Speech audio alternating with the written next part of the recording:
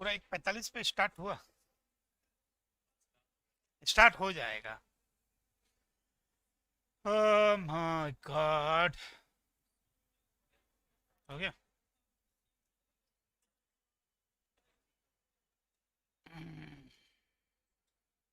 CA में आया नहीं अभी तक। सीए में नहीं आया। सीए में आया क्या, देखो तो बेटा। है। नहीं, ठीक। ओके। अरे, शिवम वाजपेयी लिख रहा है। मैं कहाँ हूँ यहाँ? मैं तो दिख ही नहीं रहा हूँ।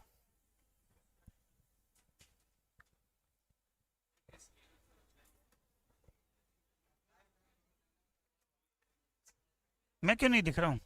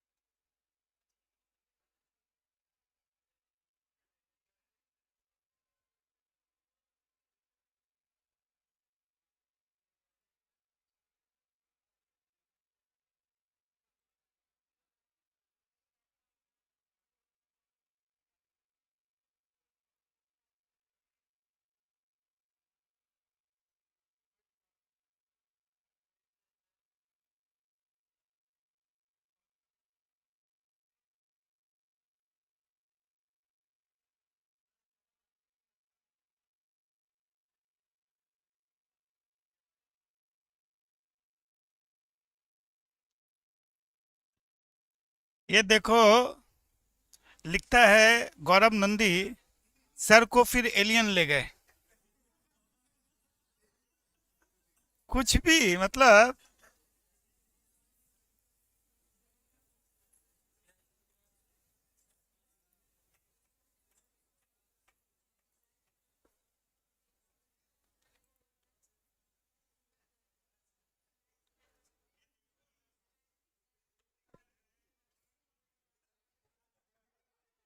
मैं नहीं। कैमरा कहाँ है?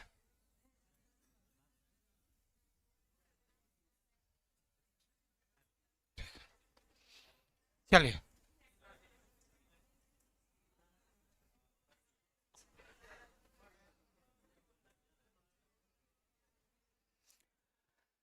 कली लिख रही है, जीएसटी के लिए नया नोटबुक बनाना है ना। अभी क्लास में आते ही सबसे पहले यही बोला था।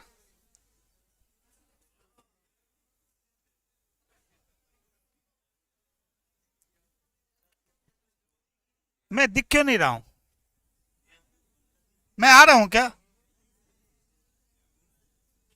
नहीं आ रहा हूँ।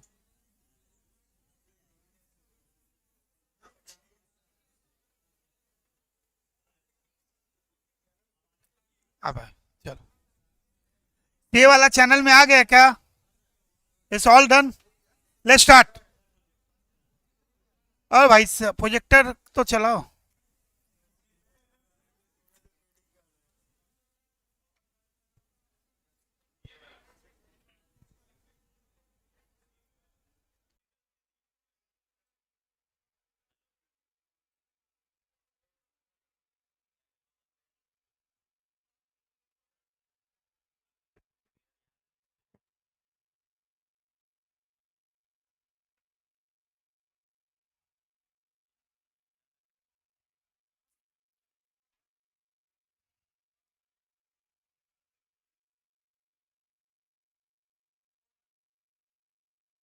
जब भी पहला जिस दिन होता है उस दिन सब मेरा दिक्कत ही होता है, पता नहीं क्यों। मैंने क्लास में ही बोला आज ये।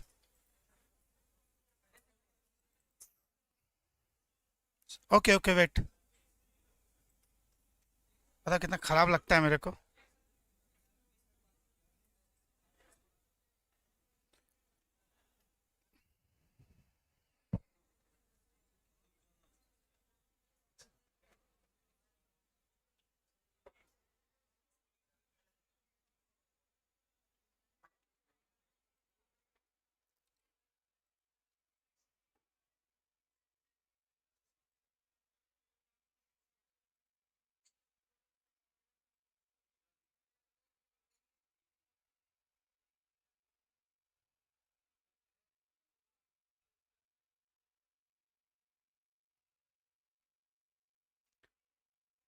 Amit sir, Amit sir, cancel कर दीजिए सर।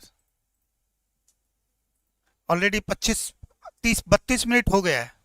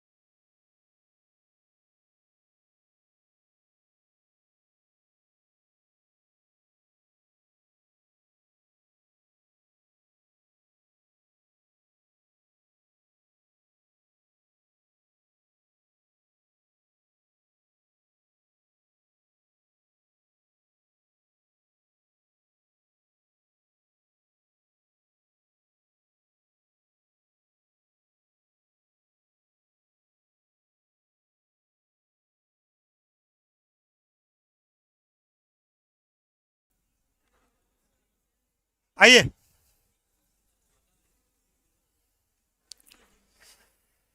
तो भाइयों राहु का काल खत्म हुआ। आज राहु केतु चेंज हो रहे हैं ना। आज 38 अक्टूबर है। After a period of 18 years, 18 months, Rahu and Ketu is changing the planet. तो आज हम लोग का भी राहुल काल ही चल रहा था।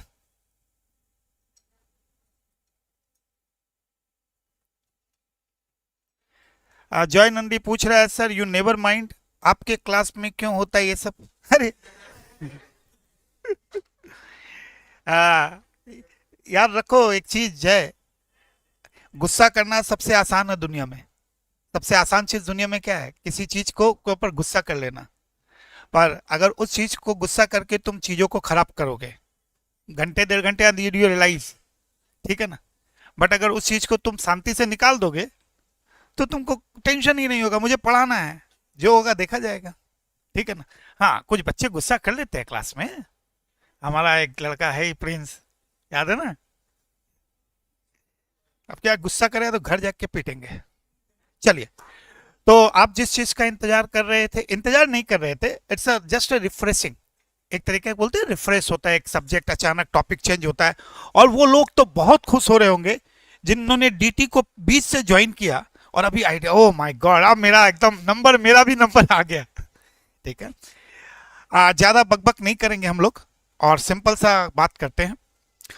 प्रॉब्लम क्या है जीएसटी के साथ कि मैक्सिमम लोग जीएसटी के क्लास के स्टार्टिंग का जो 5-6 लेक्चर होता है वो कॉन्स्टिट्यूशन की बयां करते रहते हैं, ये कॉन्स्टिट्यूशन वो कॉन्स्टिट्यूशन है ना, उसमें 6 लेक्चर निकल जाता है।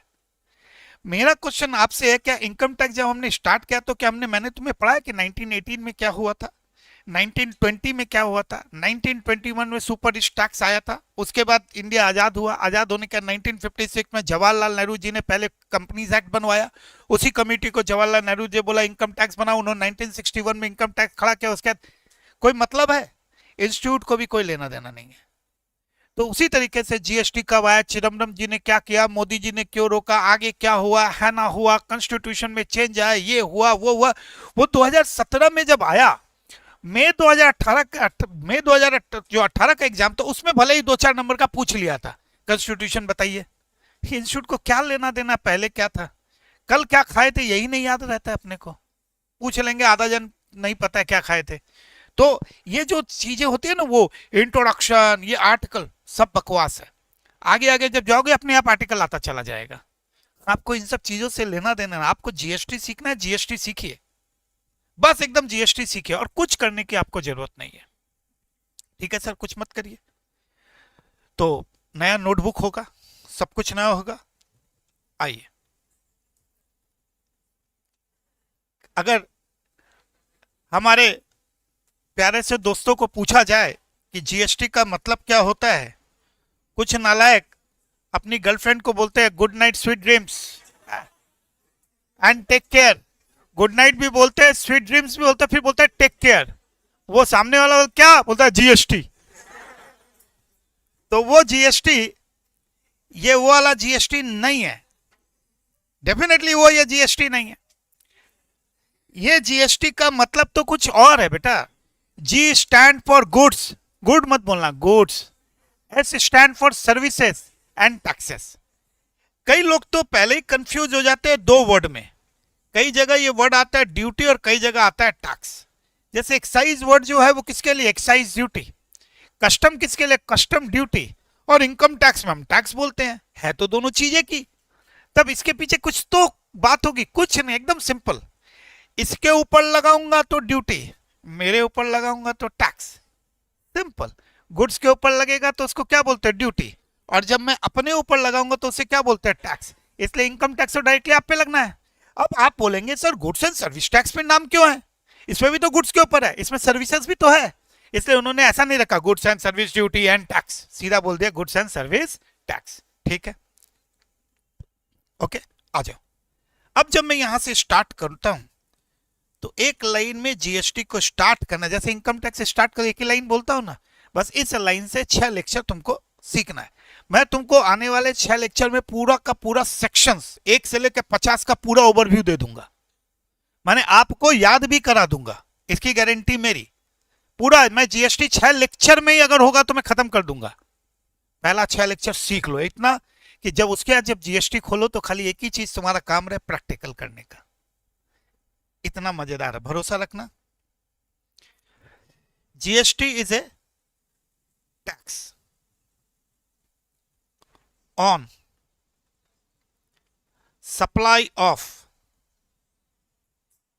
गुड्स और सर्विसेज, और बोथ, और बोथ, गुड्स पे भी लगता है, सर्विस पे लगता है, बोथ पे लगता है। जब रेस्टोरेंट में जाते हो तो खाना खाते हो और वो सर्विस भी तो देता है ना, दोनों ही चीज तक चल रही है, और बोथ। आपके लिए एक तकलीफ की बात है, एक्सेप्ट अल्कोहलिक लीकर,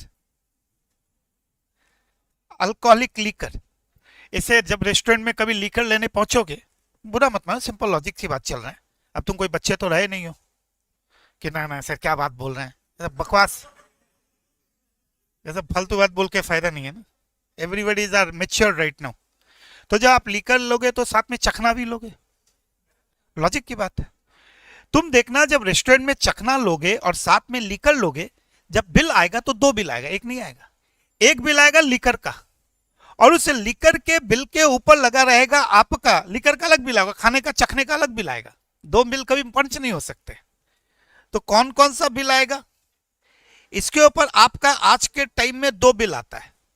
एक को हम कहते हैं excise, state excise. Please, state excise duty. State excise का मतलब क्या हुआ? स्टेट एक्साइज का मतलब है एक है सेंट्रल एक्साइज, एक था स्टेट एक्साइज। ठीक है ना, एक सेंट्रल और एक स्टेट। और दूसरा आपका है वैट। ठीक है दोस्त, वैट।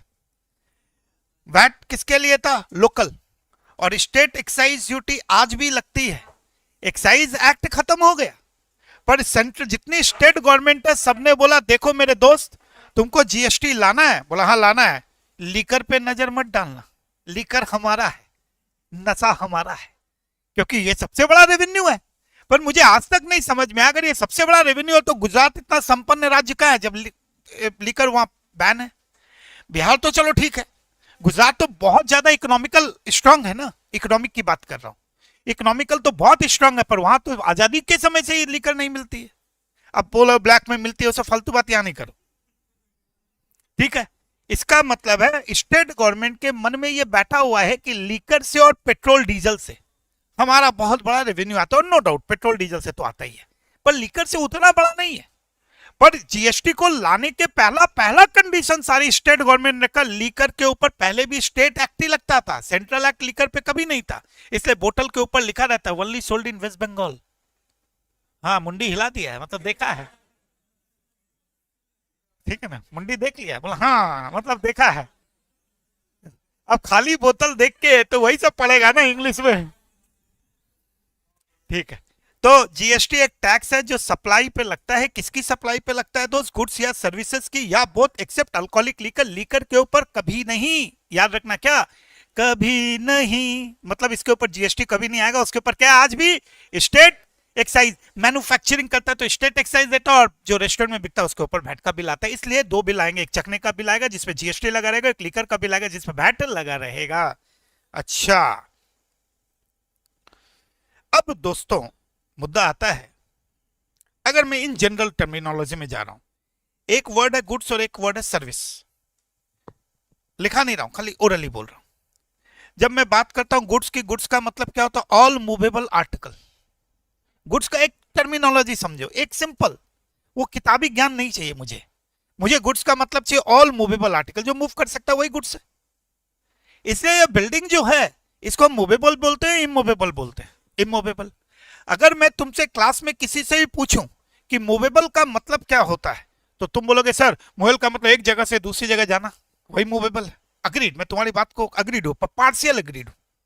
मूवेबल का मतलब अगर मैं जनरल सेंस में लेके जाऊं तो बोलता है generally.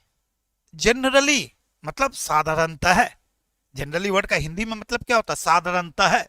Comma, can be move from one place to other, एक जगह से दूसरी जगह, कॉमा, एज इट इज, जैसा है वैसा ही, उसे कहते हैं मूवेबल।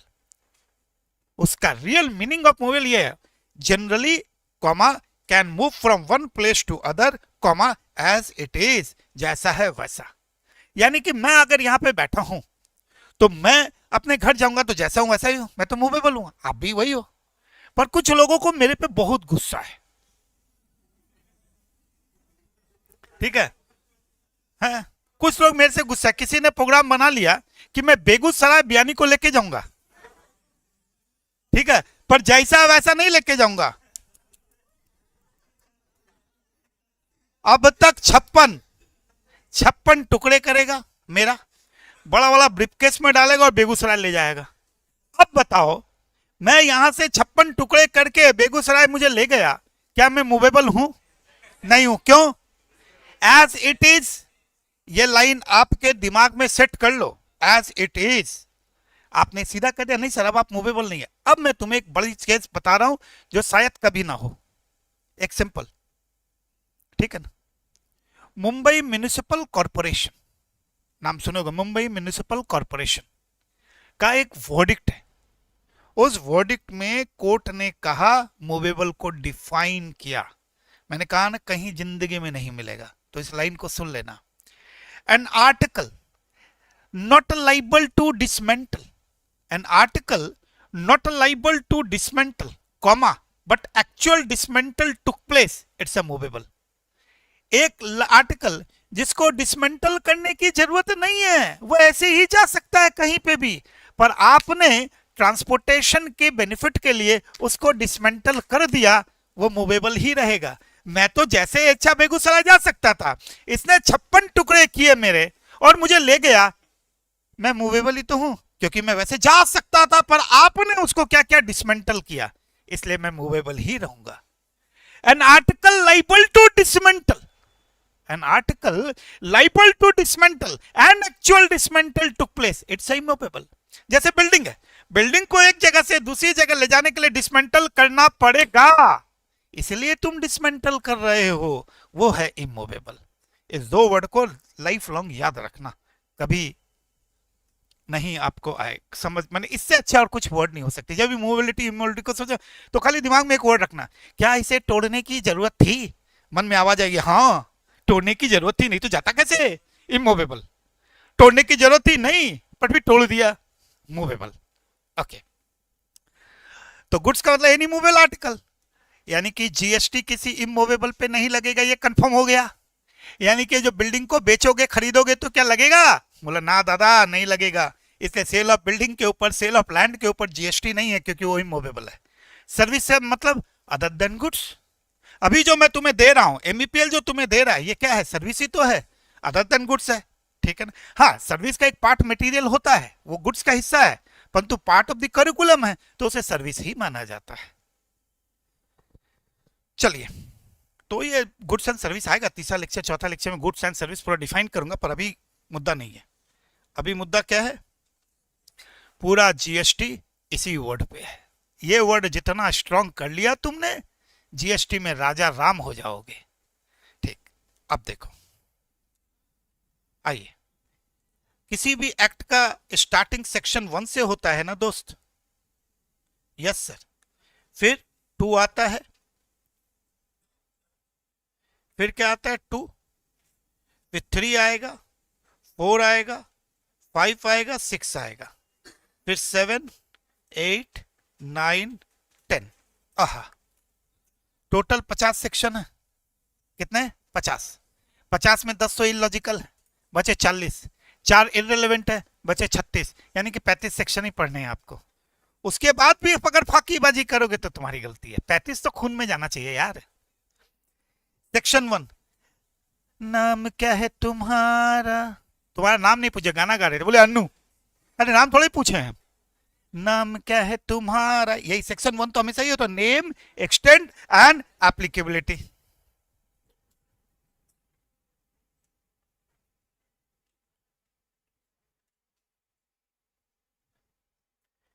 नेम, एक्सटेंड एंड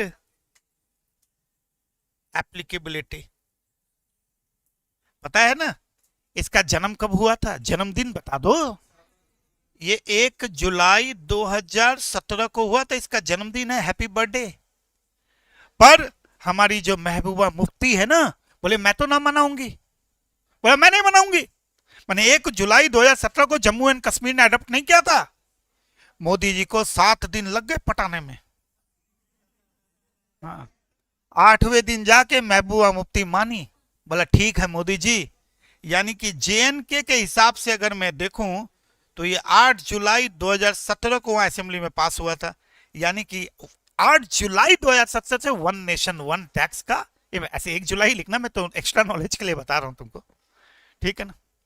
आओ, सेक्शन 2 क्या होगा दोस्त? डेफिनेशन। तुम गधा है, हर का सेक्शन 2 डेफिनेशन हो तो बोलता चार्जेबिलिटी। सेक्शन 3, 4, 5, 6 क्या होता है? ये है एडमिनिस्ट्रेशन। कब आया, कैसे आया, कौन सा आर्टिकल, ये वो ऊल जलूल चीजें यही है।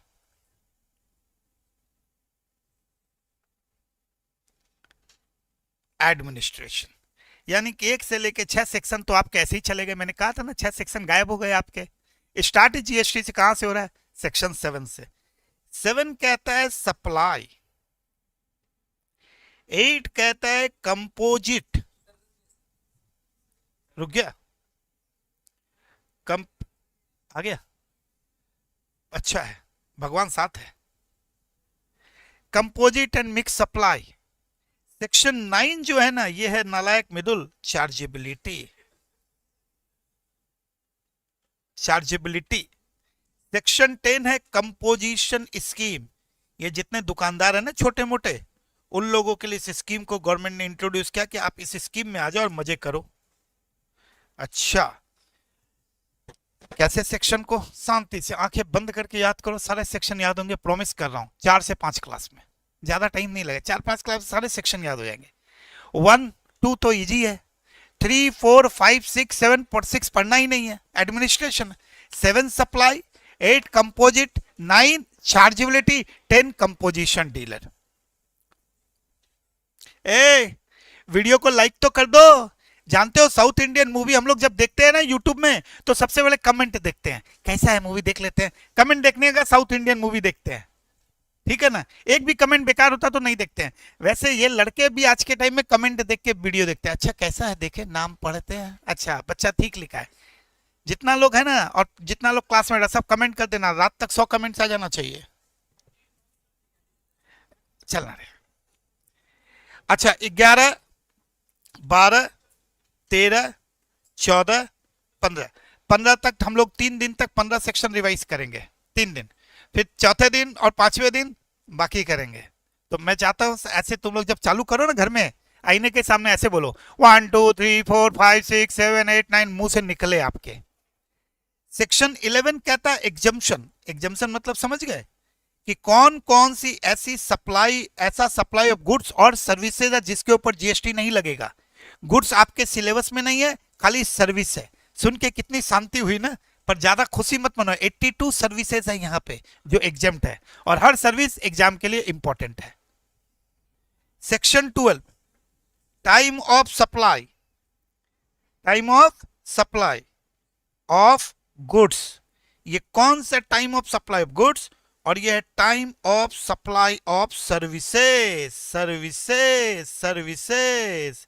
सेक्शन 14 आपके सिलेबस में नहीं है, चेंज इन द रेट। बच गए आप लोग, चेंज इन रेट, ये भी कहीं ना कहीं फाइनल में है। तो देखो मैंने क्या कहा था, 15 सेक्शन में 7 सेक्शन तो गायब ही हो गए थे, इतना खुशी मना रहे थे। 15 में 7 गायब है, सोच लो। तो 52 में 7 गए तो 45 ही तो बचे। सेक्शन 15 वो वैल्यू जिसके ऊपर जीएसटी लगेगा उसको कहते हैं ट्रांजैक्शन वैल्यू। जिस वैल्यू के ऊपर, जैसे इनकम टैक्स किसके ऊपर लगता है, नेट इनकम टैक्स किसके ऊपर कैलकुलेट करते हैं, नेट इनकम। ठीक उसी तरीके से जीएसटी किसके ऊपर कैलकुलेट करेंगे, वैल्यू के ऊपर, और वो वैल्यू क्या बोलते हैं, transaction value. Very important, yes sir, very important. तो एक बार जब आओ ना क्लास में, जब नेक्स्ट, तो एक बार सेक्शन दे, ऐसे मैं डेली बोलूंगा पर देख लेना। 1 2 3 4 5 6 तक याद ही है। 7 में आ गया सप्लाई, 8 में कंपोजिट, 9 में चार्जेबिलिटी, 10 में कंपोजिशन, 11 में एग्जम्पशन, 12 और 13 सप्लाई, टाइम ऑफ सप्लाई, 14 है नहीं, 15 में वैल्यू, ट्रांजेक्शन वैल्यू। आ जाओ दोस्तों, आ जाओ, गणेशा आ गया। ये देखिए मेरे दोस्त, मेरे भाई, GST is a tax on what, supply. Supply कौन सा सेक्शन में भाई, 7। पन्ना पलट ले, आजा। क्या अभी तक लिखा नहीं था क्या? मैं तुम्हारे लिए वेट करूंगा, बावले हो गए हो क्या? यूट्यूब में क्लास चल रही है तो लिखा क्यों नहीं तुम? मेरे से ले लेना ये, ठीक है, मैं दे दूंगा। अभी टाइम वो मत कर, ऐसे ही आधी घंटा क्लास गया।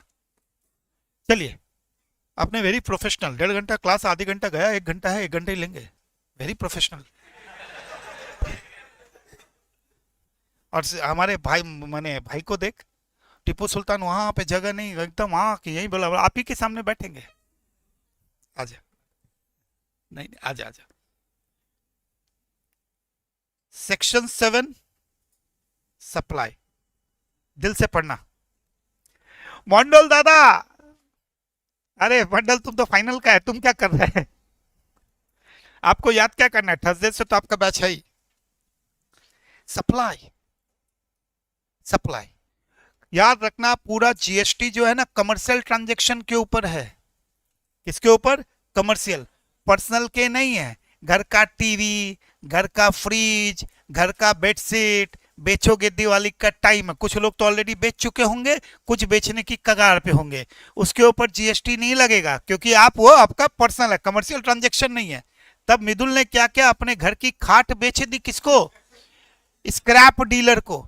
तो मिदुल ने जब अपनी खाट बेची तो मिदुल के लिए तो कमर्शियल नहीं हुआ, तो मिदुल का जीएसटी नहीं है। पर जो स्क्रैप डीलर है वो जब बेचेगा उस पर जीएसटी है, क्योंकि उसके लिए तो कमर्शियल एक्टिविटी है। यानी कि सप्लाई के दो कंपोनेंट्स है मंडल भाई। एक को कहते हैं बी, बिजनेस, यानी कि मैं सप्लाई चेक करते वक्त देखूंगा ये जो ट्रांजैक्शन हुआ है वो क्या है, in the course of business या for the furtherance of business होगा। प्लस मैं एक चीज और देखूंगा, पैसा पैसा पैसा पैसा पैसा पैसा, यानी कि दो कंपोनेंट्स होने ही पड़ेंगे सप्लाई के लिए।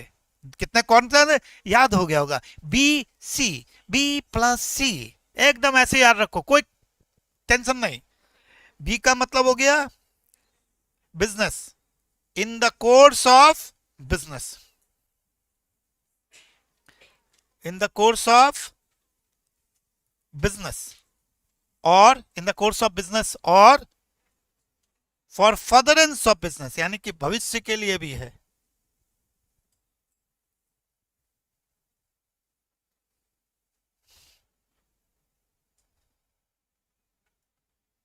और जब मैं बात करता हूं कंसिडरेशन, कंसिडरेशन दोनों है दोस्त, मॉनेटरी भी है प्लस नॉन मॉनेटरी भी है।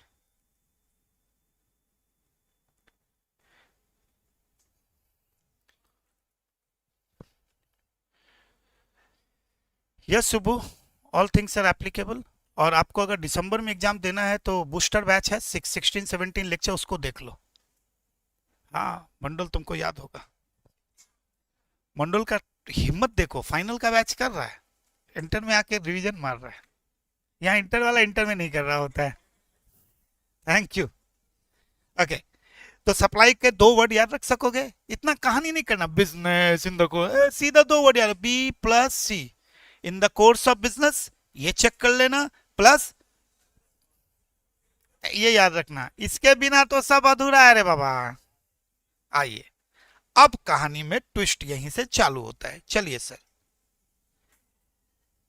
जीएसटी डिपार्टमेंट ने सप्लाई के 4 कैटेगरी बनाई,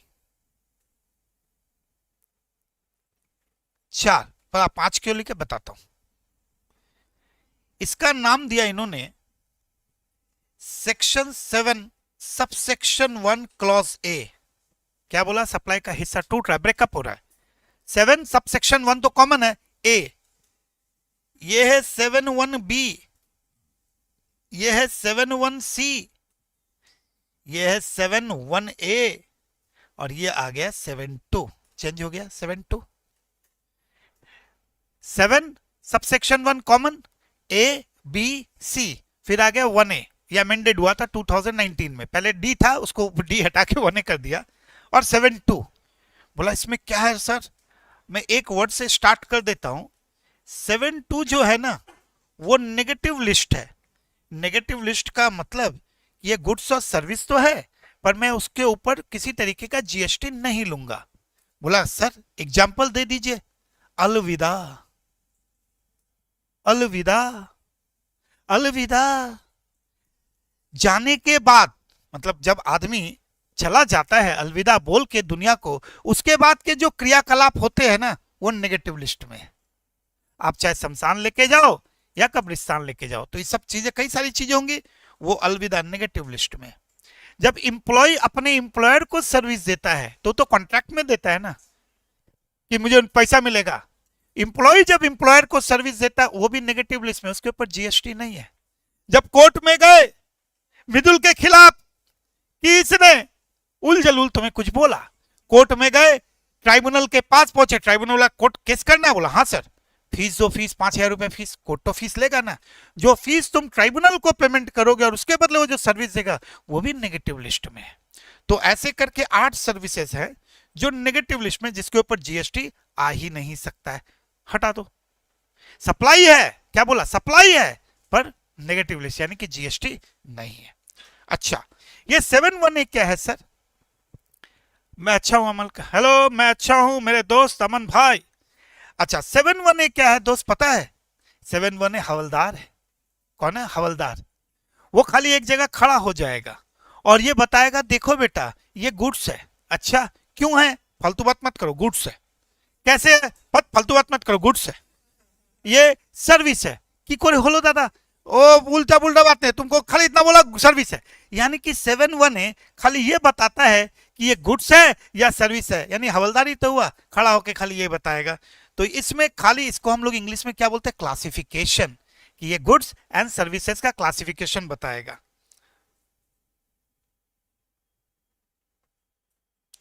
ये खाली इतना ही काम करता है, ये बताता है ये गुड्स है और या फिर सर्विसेज है, ठीक है ना।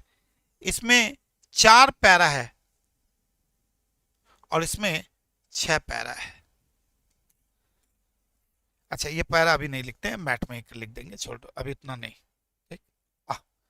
ये तो अब उल्टा आ रहे हैं, सब कुछ सीधा जाता है, मैं तो उल्टा जा रहा हूं क्योंकि मुझे आइडिया होगा तुमको कि क्या है।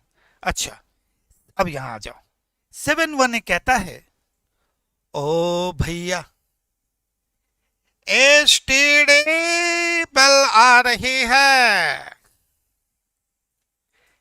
एसटीडी आगे था ना लैंडलाइन, तो एसटीडी की बेल आती थी तो लंबी आती थी, टिंग, समझ जाते थे अरे एसटीडी आया, एसटीडी आया, एसटीडी आया, ठीक। और घर में किसी बच्ची की सगाई होती तो उसको समझ में आता था उनका ही फोन आया, भागो भागो भागो। ये पुराने जमाने में यही होता था बेटा, टीवी में नहीं देखते हो कितना, मूवी में। तो याद हो गया, एसटीडी, एसटीडी बेल, BELL आ रही है। ये है क्या सर जी? कुछ नहीं रे बेटा, बचपन में करते थे ये सब। एस का मतलब होता है सेल, टी का मतलब होता है ट्रांसफर, डी का मतलब होता है डिस्पोजल, बी का मतलब होता है बार्टर, ई का मतलब होता है एक्सचेंज, एल का मतलब होता है लीज, एल का मतलब होता है लाइसेंस, आर का मतलब होता है रेंटिंग। हजारों चीजें पढ़ोगे एक बार में याद कर लो, ना भी याद करो तो चलेगा, एसटीडी बेल आ रही है। हाँ, इसके साथ एक्सट्रैक्टर और भी ऐसा ही कोई एक्टिविटी और भी हो सकता है। तो बोला क्या बोला 718 क्या बोल रहा है? एसटीडी बेल आ रही है, sale, transfer, disposal, barter, exchange, lease, license, renting, वैसा सारा चीज सप्लाई है, सब सप्लाई है। पर उन्होंने एक बड़ा वर्ड ऐड कर दिया, तुम सप्लाई तभी बोलोगे अगर दोनों कंपोनेंट्स होंगे। क्या क्या? ये जो भी चीज होगी इन द कोर्स ऑफ बिजनेस होगी और for the furtherance of business होगी। आदिल भाई के तुम्हें पता है MG रोड में 4 मकान है। आदिल भाई का एक मकान भाड़े पे लगाने का प्रोग्राम बनाया, आदिल भाई ने मिदुल को वो मकान 10,000 रुपए भाड़े पे दिया। सप्लाई है कि नहीं है? है। रेंटिंग, रेंटिंग भी है, बिजनेस प्लस कंसिडरेशन। अचानक आदिल भाई की गर्लफ्रेंड ने इनको फोन किया, आदिल भाई की गर्लफ्रेंड ने कहा यार मेरे लैंडलॉर्ड ने मुझे निकाल दिया है। आदिल भाई ने कहा टेंशन क्या, अपना ही फ्लैट आके रहो, अब पैसा तो ले नहीं सकता है, नहीं तो फिर गर्लफ्रेंड नहीं रहेगी। तो इसने क्या किया, फ्री में दे दिया। अब जब फ्री में दे रहे हो तो बिजनेस तो है भाई का, पर वर्ड मिसिंग क्या है? कंसिडरेशन। कंसिडरेशन अगर वर्ड मिसिंग है तो वो सप्लाई नहीं हो सकती है, याद रखना। ऐसा भी हो सकता है रिलायंस के पास एक कोई पुराना कोई मशीन है, रिलायंस इंडस्ट्री के पास पुरानी एक मशीन है, रिलायंस इंडस्ट्री पुरानी मशीन है। जब भी मुकेश बाबू घर से ऑफिस से निकलते हैं वहां पे माने वहां पे टीपू भाई जूस वाला वहां पे खड़ा होता है। टीपू भाई जूस वाला जब भी मुकेश भाई निकलते हैं सलाम साहब करता है। एक दिन एक मशीन निकालनी थी रिलायंस से, बिजनेस एसेट था, और उन्होंने क्या किया, निकालनी थी। मान लो मशीन क्या होगी सर, कार मान लेते, कार है, कार पे आईटीसी नहीं मिलता, फिर भी एग्जांपल दे रहा हूं, कार है। अब मुकेश भाई ने कहा कार है, क्या करूं, चलो दे देता हूँ। जूस वाले को बोला टीपू तुम्हें कार चाहिए? बोला हाँ सर, उसी में मैं जूस में निकाल के बेचूंगा, आज यहाँ बेचता हूँ फिर कल कल इधर घूम घूम के बेचूंगा। तो उन्होंने कार दे दी। अब क्वेश्चन है क्यों दी, फ्री में दी या पैसे लेके दी? अगर फ्री में दी इस सेक्शन में तो आएगा नहीं, पैसे लेके दी आ गया ना डिस्पोजल, आ गया डिस्पोजल, ठीक है ना, समझ लो, समझने की बात है। भास्कर दिल्ली चला गया, भास्कर अब कभी बात होती थी सर आप दिल्ली आए तो जरूर मुझसे मिलना, जब भी आए तो मिलना। मैंने एक बार दिल्ली गया, मैंने भास्कर को फोन किया, पूछा कहाँ है? बोला सर मैं तो अभी दुकान आ गया हूँ, आप कहाँ हैं? बोला बस मैं दिल्ली हूँ, मैं सोचा तुमसे मिल लूं। बोला सर ऐसा है ना बहुत जरूरी मीटिंग है, 2 और 2:30 के बीच में मैं फ्री रहूंगा, आप आ सकते हैं? मैंने कहा यही दिन देखने थे, अपॉइंटमेंट लेके मिलना है। मैं भास्कर की दुकान में पहुंचा, भास्कर की 2 बजे, देखते ही भास्कर ने कहा आइए सर। अरे सर आप ठंडा पियेंगे ना गर्म पियेंगे, ठंडा पियेंगे या चाय पियेंगे? फिर अचानक किस तरह, अरे श्याम सर के लिए ठंडा लाओ, चाय लाओ। अरे नहीं नहीं रुको श्याम, ठंडा सर का गला खराब हो जाएगा, क्योंकि सर पढ़ाते हैं, और जहां तक चाय है, बहुत गर्मी है, चाय पी के क्या करेंगे, पानी लेके आओ। अला ऐसा ऐसा लोग है। पानी लेके आया, पानी लेके आया, पानी पिया। फिर थोड़ी देर बाद बोला सर आपको बोला था ना 2 से 2:30 के बाद, क्योंकि 2:30 बजे मुझे निकलना है पहलगांव। कौन सा गांव? पहलगांव, जो भी होगा जाओ ना। 2:30 देखा 5 मिनट है, फिर मैंने कहा श्याम सर के लिए गिफ्ट लाओ। अरे वो कल जाने वाला था ना वहां पे, वो स्टॉक के वहां पे। श्याम बोला अरे वो तो कल रिटर्न जाने वाला था, खराब वाला सामान था। बोला हाँ हाँ, उसी को 2-3 टुकड़ा ना एकदम अच्छा सा रैप करके लाओ, सर को देना है। अच्छे से पुराना जो रिटर्न सामान था उसी को रैप करके सर को पकड़ा दे। सर तो सीधे साधे ठीक है, जो मिला ठीक है, ना मिला तो ठीक है, पर ऊपर वाला तो सब देख रहा है ना गुरु। ऊपर में जीएसटी डिपार्टमेंट बैठा था, बोला अरे निकम्मे इंसान, तुमने ऐसे चूना लगाया सर को? बोला तो जीएसटी लगेगा। बोला जीएसटी क्यों लगेगा, मैंने तो पैसे ही नहीं लिए, मैं तो गिफ्ट दिया हूं। तो गिफ्ट दिया हूं जीएसटी लगेगा? बोला ना नहीं लगेगा, मैंने सर से पढ़ा है 7(1) में कंसिडरेशन होना चाहिए। कंसिडरेशन कहाँ है? बोला रुको थोड़ा वेट करो आगे बताता हूँ। आओ, बी में क्या आएगा सुनो, इंपोर्ट ऑफ सर्विस। इंपोर्ट तो जानते हो ना तुम लोग, इंपोर्ट ऑफ सर्विस, आपने सर्विस को बाहर से इंपोर्ट किया। अच्छा, ये बहुत बदमाश आदमी है। किसी भी सप्लाई में कितने कंपोनेंट्स की जरूरत है? 2, एक बी और दूसरा सी, ठीक। ये बी है, ऐसे ही पढ़ाने के लिए बोल रहा हूं, ऐसा नहीं है। ये बी है और ये बी कहता है, बी कहता है मेरे पास बी है, मुझे खाली चाहिए तो मुझे सी दे दो। इस लाइन का मतलब समझते हो? इस लाइन का मतलब ये हुआ कि बाप बड़ा ना भैया, सबसे बड़ा रुपया। ये बोला इंपोर्ट ऑफ सर्विस, बिजनेस के लिए आए या पर्सनल आए या नॉन बिजनेस आए, मुझे मतलब नहीं है। सरकार कहती है तुमने इंपोर्ट किया, पैसे दिए ना। सर मेरे बच्चे की पढ़ाई के लिए था, मुझे लेना देना नहीं है, बिजनेस नॉन बिजनेस है, मुझे खाली एक ही चीज देखनी है, बाप पड़ा ना भैया, सबसे बड़ा रुपए, कंसिडरेशन है ना, इंपोर्ट ऑफ सर्विस है ना, लगाओ जीएसटी। गई भैंस पानी में। यानी कि इंपोर्ट ओनली खाली देखना पैसा, फ्री में हो तो चलो छोड़ दो। फिर आया 7(1)(c), बहुत ही अच्छा आदमी है, बहुत अच्छा आदमी है। ये क्या बोलता है? ये बोलता आर, ठीक है सर। बी, अच्छा सर, आई, आरबीआई। फिर क्या है?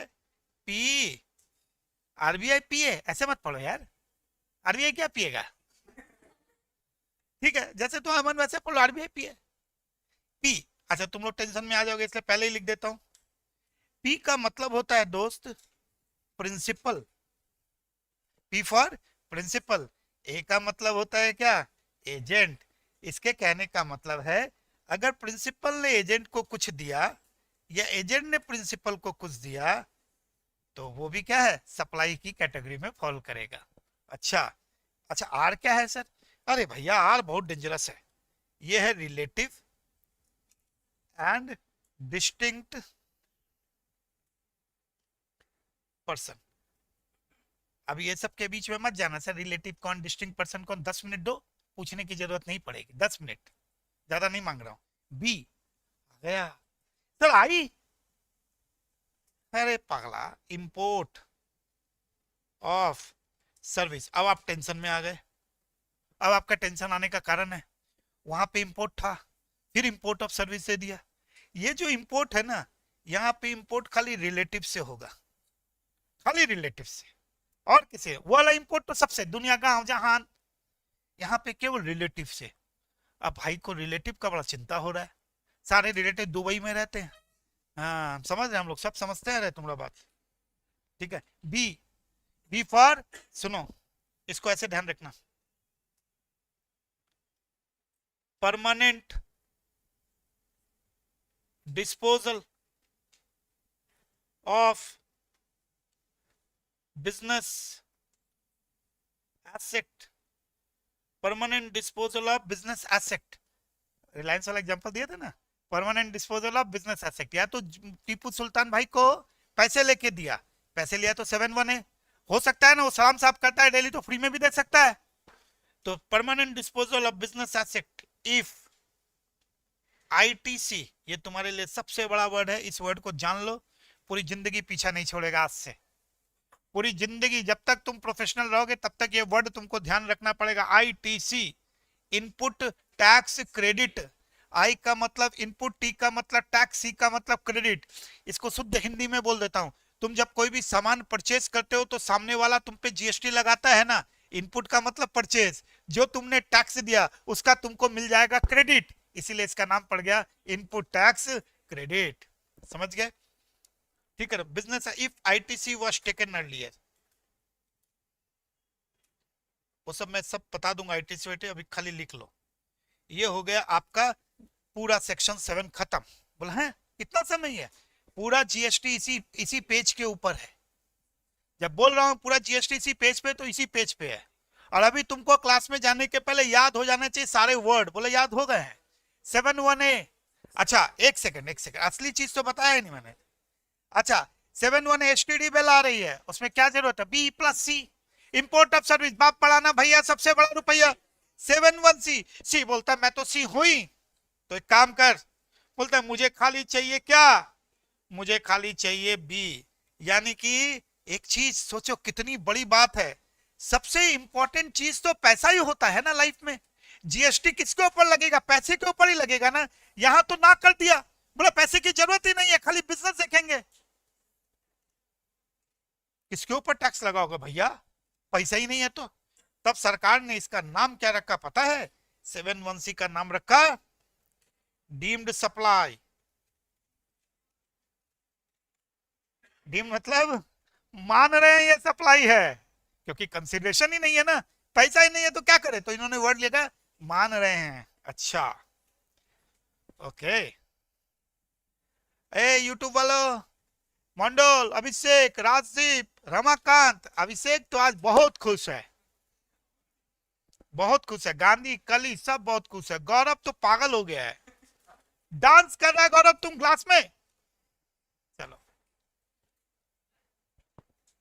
नोटेड, ये नोट किया? हाँ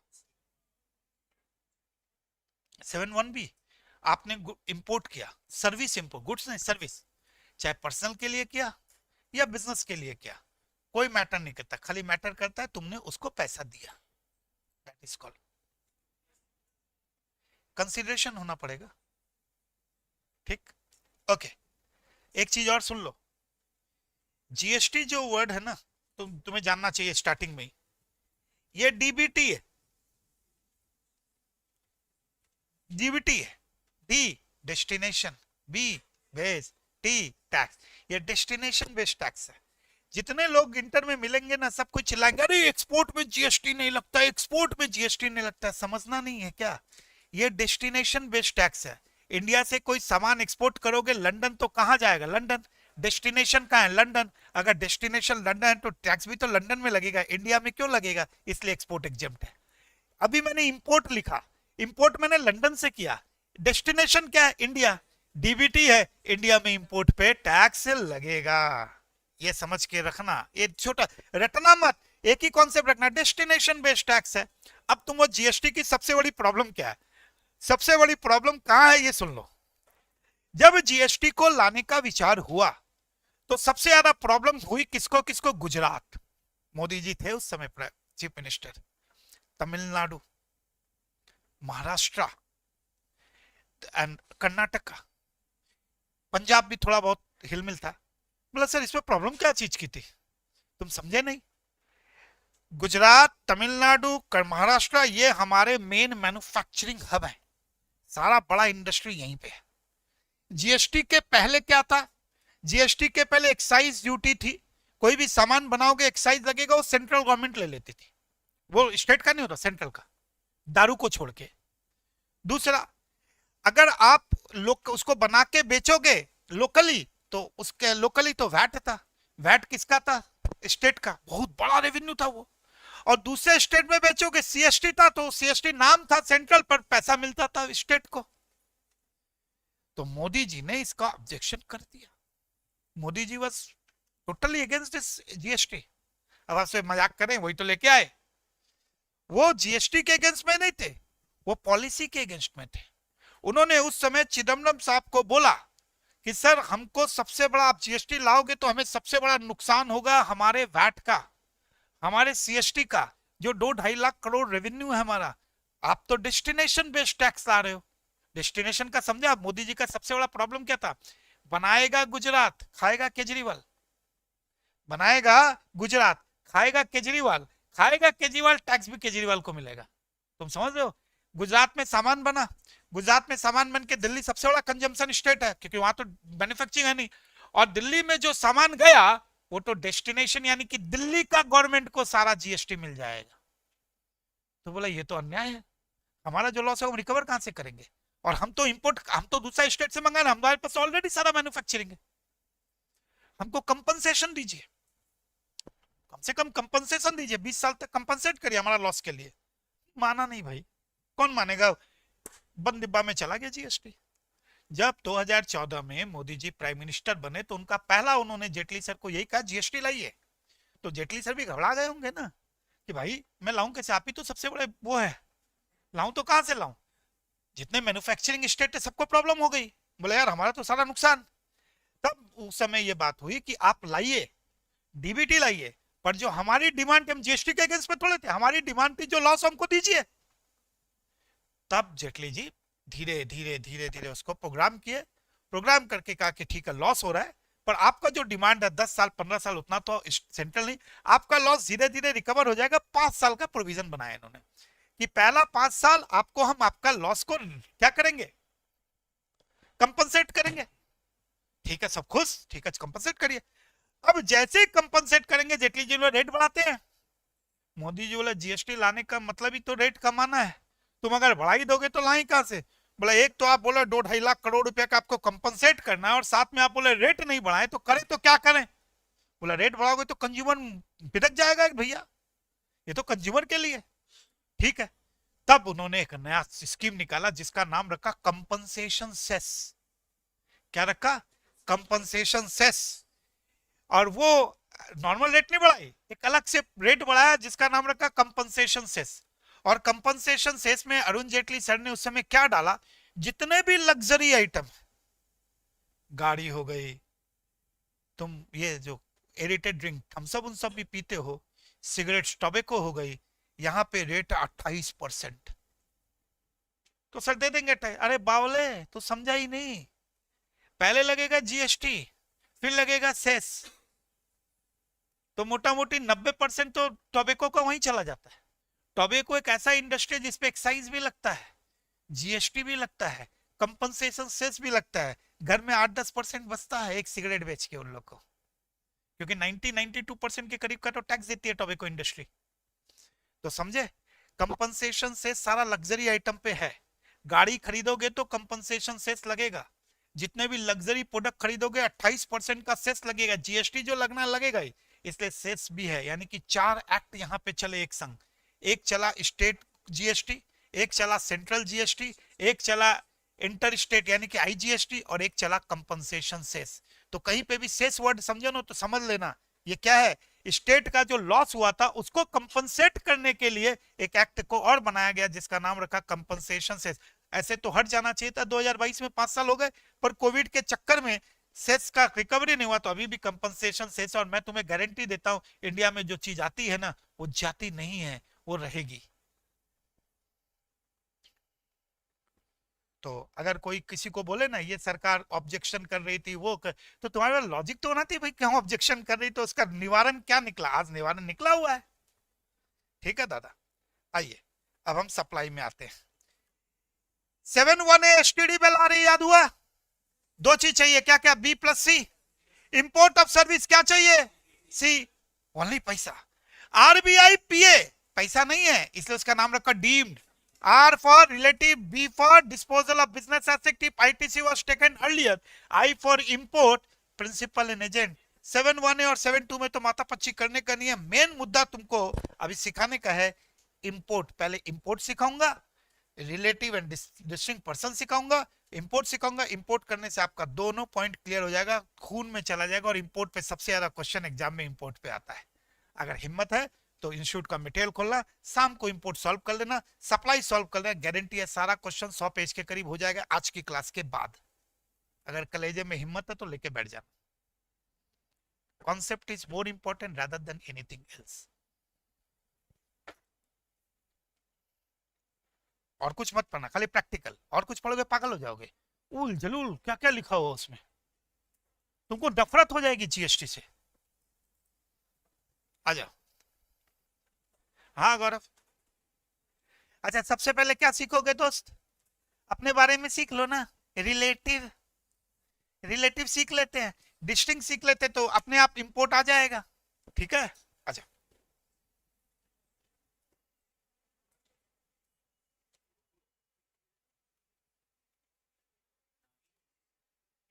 हम्म,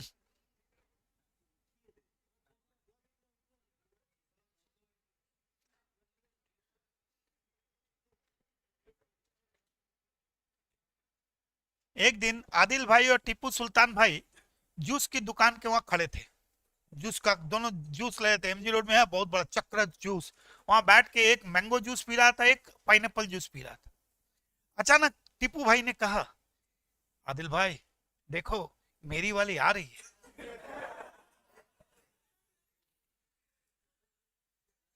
आदिल भाई को मन में जलस भी फील हुई, फिर भी बोले हाँ कहाँ, देखो देखो। वहां से कोई दो जन निकला, सॉरी निकली।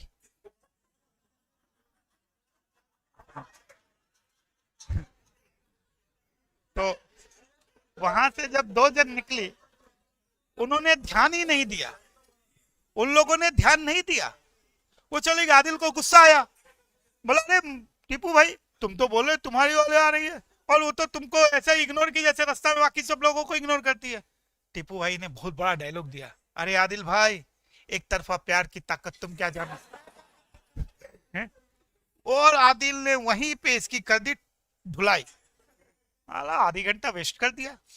ठीक उसी तरीके से जीएसटी में रिलेटिव का पहला वर्ड कहता है दे मस्ट बी डायरेक्टर और officer in each other business. दो पार्टी, एक सप्लायर और एक रिसिपेंट, मैं सप्लाई तुम रिसिपेंट। और मैं तुम्हारे बिजनेस में अगर डायरेक्टर या ऑफिसर हूं, रिलेटिव नहीं होगा, तुमको भी मेरे बिजनेस में ऑफिसर और डायरेक्टर होना पड़ेगा। दो तरफा प्यार, वन वे रिलेशन नहीं है यहाँ पे, पहला कंडीशन याद रखना, दो तरफा प्यार। मैं अगर तुम्हारी कंपनी में डायरेक्टर हूं या ऑफिस, तुम्हारा भी मेरे में क्या होना पड़ेगा, डायरेक्टर ऑफिसर, तब तो मैं रिलेटिव मानू। एक तरफा से होने से यहां नहीं होगा, समझ गए? एक तरफा प्यार की तरह शाहरुख खान का अच्छा लगता है, यहां अच्छा नहीं लगता। आओ, बुरा मत मानियो रे भाई, है ना। मैं एग्जाम्पल एग्जाम्पल सामने बैठा है, एग्जाम्पल मुंह में आएगा, हम क्या करें बताओ। रिलेटिव,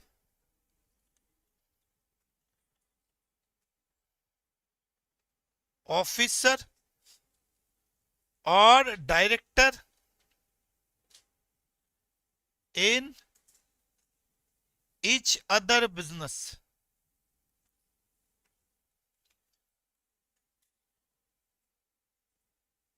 ईच अदर यहां पे कौन हो गया बेटा? एक बंदा सप्लायर है जो सप्लाई करेगा, और जो सप्लाई करेगा सामने वाले बंदे को हम क्या कहेंगे, रिसिपेंट। मजा आया? हम एक दूसरे के बिजनेस में, एक दूसरे के बिजनेस में तुम भी डायरेक्टर या ऑफिसर, मैं भी तुम्हारे बिजनेस में डायरेक्टर या ऑफिसर, तो हम बन जाएंगे कौन, रिलेटिव। पहला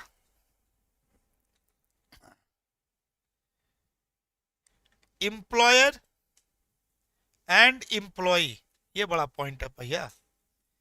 यानी कि अगर तुम्हारे और मेरे बीच में रिलेशनशिप क्या है, रिटर्न एग्रीमेंट क्या चीज है, तुम मेरे एम्प्लॉय हो, मैं तुम्हारा एम्प्लॉयर हूं, तो जीएसटी के हिसाब से हम दोनों रिलेटिव हो गए, और किसी एक्ट में नहीं है, यहीं पे है ये। तीसरा,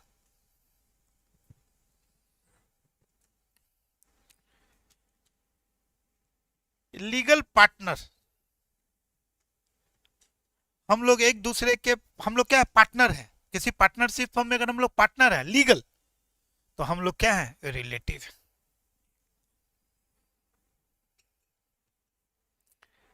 फैमिली मेंबर, क्या हुआ दोस्त, फैमिली मेंबर। फैमिली में जो लोग हम लोग, तो वो तो रिलेटिव ही हुए ना। अब आएगा मुद्दा, सर फैमिली मेंबर में कौन कौन आएंगे, ये भी तो एक मुद्दा है। चलो वो भी बता देते हैं, तुमको इंतजार ना कराएंगे। आपकी वो, आपके वो,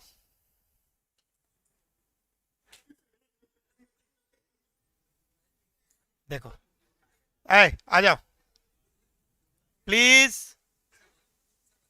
स्पाउस रिलेटिव, फैमिली, स्पाउस तो है ही ना। चुन्नू मुन्नू, चिल्ड्रन भी आ गए। डिपेंडेंट, याद रखना, डिपेंडेंट वर्ड आ गया। Dependent mummy papa, parents. Dependent brother and sister. अगर वो डिपेंडेंट नहीं है तो फिर वो रिलेटिव नहीं है। और तीसरा नया चीज है, डिपेंडेंट ग्रैंड पेरेंट्स। यहां पे ग्रैंड पेरेंट्स को भी फैमिली में डाला गया है।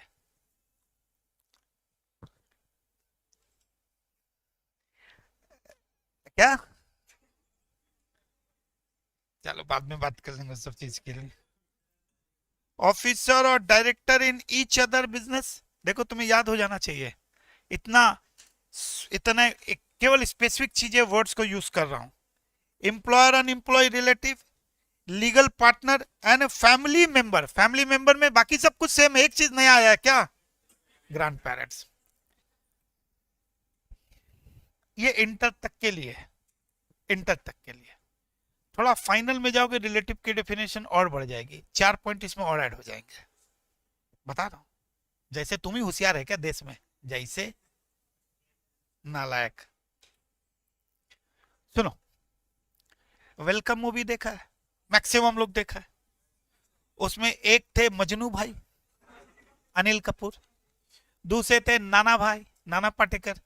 तीसरा थी मलिका शेरावत जी, तीसरा कैरेक्टर। ढंग से देखो, मलिका शेरावत जी अर्जुन वो मजनू भाई को भी कंट्रोल कर रही थी, और नाना भाई को भी कंट्रोल कर रही थी, पर दोनों को पता नहीं था। वो दोनों relative. If one person control both the party, two party, तो दोनों रिलेटिव। उल्टा भी तो हो सकता है, नाना भाई भी मलिका जी को कंट्रोल कर रहे थे और मजनू भाई भी कर रहे थे, पर उसको नहीं पता, वो भी रिलेटिव। ठीक।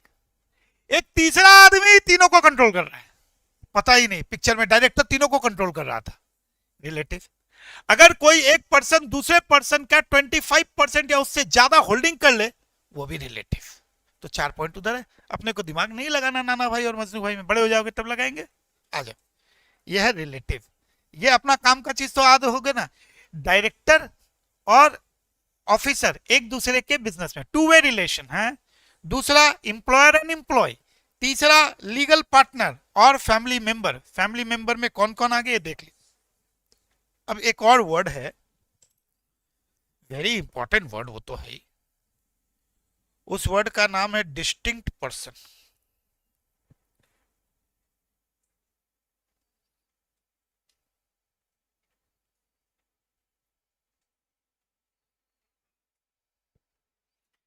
डिस्टिंक्ट का मतलब दूसरा, डिस्टिंक्ट का एग्जैक्टली मतलब दूसरा। इसको पहले देख लो तो ज्यादा अच्छा रहेगा लिखने से ज्यादा, इसको पहले समझ लो। मैं विक्रम बियानी हूं, मैं West Bengal WBGST, West Bengal GST act में मैंने अपने आप को क्या किया, रजिस्टर करवा लिया, यानी कि मैं रजिस्टर्ड बंदा हूं। ठीक है, रजिस्टर्ड हूं, और मेरा रजिस्टर्ड हूं तो किस, उस रजिस्टर में एक वर्ड होगा, प्रिंसिपल प्लेस ऑफ बिजनेस। एक तो प्रिंसिपल प्लेस ऑफ बिजनेस होगा ना, वो मान लो यहीं पे है, मान लो ये सोहा बाजार में प्रिंसिपल प्लेस ऑफ बिजनेस मैंने खोल लिया। रजिस्टर का मतलब, रजिस्ट्रेशन के समय सबसे इंपॉर्टेंट जो चीज होती है उसे पैन नंबर कहते हैं। ये जो जीएसटी जो होता है 15 डिजिट का होता है बेटा, उसका पहला 10 डिजिट तो पैन नंबर ही होता है। तो आपने अपना पैन नंबर मैंने दिया होगा, तो वीवी का पैन नंबर के साथ 5 डिजिट और ऐड हो जाते हैं, जीएसटी रजिस्ट्रेशन नंबर बन जाता है। मैं रजिस्टर हूं, मजे कर रहा हूं। अब आगे देखो, फिर अब देखो, फिर मेरा मन हुआ अपने बिजनेस को बढ़ाने का। हर इंसान का मन होता है बिजनेस को बढ़ाने का, तभी तो फ्रेंचाइजी सिस्टम जनरेट हुआ।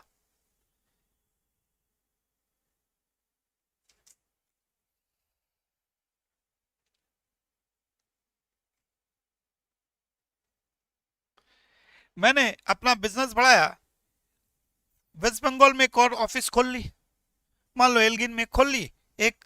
मुझे लगा कि कुछ लोगों को बहुत धुलाई करनी है, मैं आसनसोल के वहां चला गया, वहां से चित्तरंजन भी बगल में, उधर से वो भी बगल में, सब जब भी मन हो धो दो वहां पे जाके। तो वेस्ट बंगाल में मैंने 2 ऑफिस खोली। मेरा चार्टर्ड अकाउंटेंट कौन, चिंसुड़ा। चिंसुड़ा को मैंने पूछा कि दादा मैंने 2, एक तो अपना रजिस्टर है सोहा बाजार में, एक जो मैंने एल्गिन में खोला है उसका क्या करें, रजिस्टर कराना पड़ेगा क्या? बोला एकदम करते हो भाई, दादा है तो बोले कराना ही पड़ेगा, ऑफिस नया खोले हैं। तो इसे अपने क्या बोलेंगे, प्लेस ऑफ बिजनेस। अब इसे क्या बोलेंगे, प्लेस ऑफ बिजनेस। अलग अलग प्लेस ऑफ बिजनेस खोल रहा हूं। दादा का बात सुन लिया मैंने, मैंने क्या किया, रजिस्टर करवा लिया इनके बोलने पे, इसको भी रजिस्ट्रेशन करा लिया। फिर दादा से मेरा मन खट्टा हो गया, यार ठीक सर्विस नहीं दे रहा दादा। फिर मैंने आदिल को पकड़ लिया, आदिल को, आदिल एक और ऑफिस खोले आसनसोल, कराए क्या? ऐसे करप्टेड आदमी है ये, इसने मुझे भी करप्शन सिखा दिया। बोला नहीं नहीं यहाँ क्यों रजिस्ट्रेशन कराएंगे। मैंने कहा ऐसे झूठे मूठे बोल रहे हैं या पढ़ाई करके बोला? भाई पढ़ाई करके बोले, 1 स्टेट 1 रजिस्ट्रेशन होता है सर। मैंने कहा अच्छा। बोला हाँ, एक स्टेट में एक रजिस्ट्रेशन ही काफी है। मैंने उसको ऐसे चिंसुड़ा को घूर घूर के देखा, तुमने तो लंका लगा दी मेरी। मैंने यहाँ रजिस्ट्रेशन अपने आप को नहीं कराया। मैं यहां से पहुंचा बिहार, बेगूसराय, कुंदन संभाल लिया। बोला सर अपना इलाका है, कोई जरूरत नहीं है। फिर मैं पहुंचा आसाम, टीपू उपू लोग थाई, हमारे इलाका कुछ कुत्ता होना हमारा देखना, वो जरूरत नहीं भाई, हमको डर लग रहा है, हेमंता बाबू का करवा लेते, तुम लोग के भरोसे नहीं रहेंगे। मैंने रजिस्टर करवा लिया। ठीक, अब मैं यहां से आसाम से आगे निकला, पहुंचा यूपी। योगी जी का डंडा ना पड़े भाई, तो यहाँ पे तो सूप चाप रजिस्टर करवा लो, आके देखना ही नहीं है। ये है दिल्ली, ये तो केजरीवाल जी का जगह, रजिस्ट्रेशन कराने का जो पैसा भेज देंगे, यहाँ तो कोई जरूरत नहीं है। ठीक है, वहां से पहुंचा राजस्थान और एमपी। राजस्थान में भी गहलोत बाबू है, ज्यादा माथा पच्ची नहीं करेंगे, बस बोले इलेक्शन आ पैसा, ठीक है भेज रहे हैं सर। एमपी बहुत स्ट्रिक्ट है इस मामले में, रजिस्टर्ड। ठीक है ना, और ये जितने भी रजिस्टर होंगे सिंगल पैन पे होंगे, मेरे ही पैन पे तो होंगे क्योंकि मेरा है, मेरे पैन पे ही है। अगर मैं अपने पैन पे करूंगा सब। ठीक है, अब ध्यान से देखो, असली चक्कर अब चालू हो रहा है। देखो, हाँ आदित्य मैं बहुत अच्छा हूं, प्रणाम बेटा प्रणाम। वेस्ट बंगाल सेम स्टेट, मेरा वेस्ट बंगाल में ऑलरेडी कौन है, रजिस्ट्रेशन है। सेम स्टेट में मेरे को इस नालायक ने रजिस्ट्रेशन करवा दिया। अब इसके कारण मेरे संग क्या प्रॉब्लम हुई पता है? ये जो सेम मेरा मेरा ही जगह है, समझ लो ये फैक्ट्री है, वो गोडाउन है, फैक्ट्री से गोडाउन में सामान जाएगा ना भाई, डिस्टिंक्ट पर्सन हो गया, जीएसटी लगा के भेजना पड़ेगा। क्या आदमी है, समझ रहे? कोई ऐसे सिखाता है किसी को, अपना ही दुकान से, अपना ही फैक्ट्री से मैं गोडाउन में भेजूंगा जीएसटी, क्योंकि डिस्टिंक्ट पर्सन या रिलेटिव के बीच में जो ट्रांजैक्शन होगा वो भी तो सप्लाई है, यही तो 7(1) बोला। अब बोलेंगे सर पैसा थोड़े लगेगा, सी में तो कंसिडरेशन है ही नहीं, सी तो कंसिडरेशन गायब है। डीम्ड सप्लाई मान के मुझे इनवॉइस रेज करके जीएसटी लगाना पड़ेगा। बहुत लफड़ा कर दिया, बंदी कर देते दुकान को, खत्म। अच्छा वेस्ट बंगाल में नहीं कराया ना, बच गया मैं तो, थैंक यू आदिल भाई, थैंक यू। बिहार, इसे तो बोल दिया मत कराओ, ठीक है। DP DP DP DP DP DP maximum question कैसे आते हैं एग्जाम में पता है? इस पर्टिकुलर में आपका एक फैक्ट्री एक जगह था, दूसरी जगह आपने अपने 4 शोरूम में क्या क्या सप्लाई किया, और चारों शोरूम में से 2 शोरूम रजिस्टर्ड है, 2 शोरूम रजिस्टर्ड नहीं है, तो बहुत अच्छी बात है, जो रजिस्टर्ड है वो डीम सप्लाई नहीं है, बल्ले बल्ले, क्या कंसिडरेशन तो है ही नहीं, अपना गोडाउन में थोड़े ही जाएंगे। अब आप सोच घबरा गए होंगे क्या हुआ, एक लाइन में शुद्ध हिंदी में समझा देता हूं।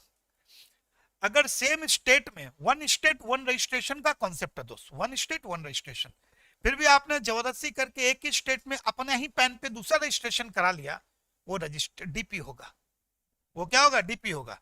इसे रजिस्ट्रेशन कभी मत कराना, अपना क्लाइंट को मत बोलना, ठीक है? प्रैक्टिकली मत सोचो, अभी थियोरेटिकली सोचो।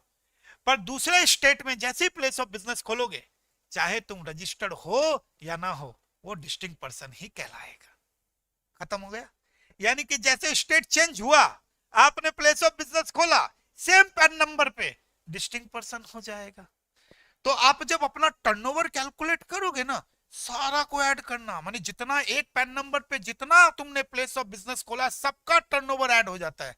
इसलिए प्लानिंग क्या करोगे, दूसरी जगह जाओगे तो बीवी के नाम पे खोल लेना, बेटे के नाम पे खोलना, नौकर के नाम पे खोलना, चाकर के नाम पे खोलना, अपने नाम पे नहीं खोलना, कि अलग अलग पैन होगा तो बचते रहोगे। यही तो करते हैं, तुमने देखा एक इंडस्ट्री 10 कंपनी खोल के बैठी रहती है। पुराना हिंदी मूवी में नहीं आता था, कारा खान बहुत बड़ा इंडस्ट्री है, शक्ति एंसंस, डी सेंसंस, 25 कंपनी का नाम लिख के रखता था। बड़ी बड़ी कंपनी में जाओगे, बिरलास में तुम देखोगे हजारों कंपनियां बनी, क्यों? सब अलग अलग पैन पे बनती है, ये सब चीजों में लफड़ा हो जाता है, इसलिए। अब बोले सर लफड़ा क्या? क्योंकि 20, 30, 10 लाख, 20 लाख और 40 लाख तक तुमको रजिस्ट्रेशन करने की जरूरत नहीं है। जब तुम रजिस्टर ही नहीं करोगे तो जीएसटी नहीं दोगे। तो ऐसे ही अगर मैं 10 कंपनी खोल लेता हूँ, सब जगह यही टर्नओवर दिखाता हूँ, तो मैं तो जीएसटी तो बचा। धीरे धीरे, अभी अभी नहीं, ज्यादा हो जाएगा नहीं। तो मेन काम की चीज सीख गए बेटा। सेम स्टेट में अगर तुमने गलती से ऐसे नालायक चार्टर्ड अकाउंटेंट के कारण तुमने रजिस्ट्रेशन करा लिया तो तुम मर जाओगे। क्यों? Distinct person. सेम स्टेट में वन रजिस्ट्रेशन से काम होता है, दूसरे स्टेट में जाओगे तो तुम रजिस्टर्ड हो या नहीं हो, वो तो डिस्टिंक्ट पर्सन है। इसलिए जब तुम ये मान्यवर, तुमने देखा होगा मान्यवर, मान्यवर का हर जगह दुकान मिलेगा, तो मान्यवर का मेन तो कोलकाता है, he is a chartered accountant. जो मान्यवर का मालिक है वो चार्टर्ड अकाउंटेंट है, ठीक है? पहले प्रैक्टिस करता था, जमा खर्ची करता है, बाद में उसको क्या सूझा, उसने अपना कुर्ता का काम चालू किया, फिर उसी समय फंडिंग वाला कॉन्सेप्ट आया, उसने चार्टर्ड तो था ही, फंड उठाया, फिर आईपीओ ला, आग लगा दी उस बंदे ने, यहीं पे उसका था, ठीक है ना? उस बंदे का लॉजिक सोचो। अब मान्यवर ने हर स्टेट में अपना एक दुकान खोल लिया, कपड़ा तो यहीं से जा रहा होता है, तो जब यहां से जा रहा होगा दूसरे स्टेट में, इन जनरल वो तो रजिस्टर्ड है, देखो मान्यवर तो, मैं बता रहा हूं, ये कई सारे शोरूम और अनरजिस्टर्ड है, कोई फर्क नहीं पड़ता है, दूसरा स्टेट है ना, तुम्हारे लिए वो क्या बन जाएगा? Distinct person. और डिस्टिंक्ट पर्सन का मतलब, अगर वेयर हाउस से या गोडाउन से प्लेस ऑफ बिजनेस में जाएगा और डिस्टिंक्ट पर्सन है, उसे क्या मानेंगे? सप्लाई। सप्लाई का मतलब ही जीएसटी लगा के भेजना पड़ेगा। बना लो दादा, सब भालो, हिमेल समझ आया, आस्था समझ आया, राजदीप समझ आया, अभिषेक, जय श्री कृष्ण, नंदो, पांडे जी, गौरव गौरव गौरव गौरव गौरव गौरव, ठीक है। बाकी यहाँ पे भी ये लोग कुछ नहीं लिख रहे, खाली 3-4 जन ही लिखते हैं, वो आस्था, गौरव, राजदीप, गांधी, अरे कुछ तो लिख दो।